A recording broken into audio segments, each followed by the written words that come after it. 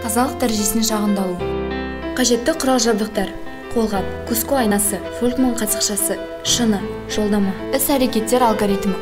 Әйелге процедураның қажеттілігін түсіндіру, қолды залалсыздандыру. Әйелді гинекологиялық креслоға жайма төсеп жатқызу. Оң жағынан келіп, сұқ саусақпен үлкен кіші еріндерін ашамыз. Гинекологиялық айнаны енгіземіз. Тігінен енгізіп, сосын көлденеңге ауыстырамыз.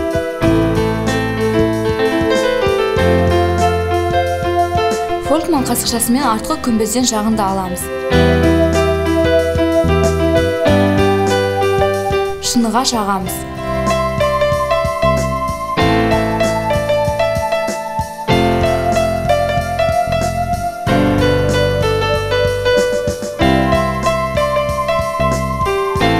Жолдама толтырып, шыны астына саламыз. Шыныға жолдаманы орап, лабораторияға апарамыз.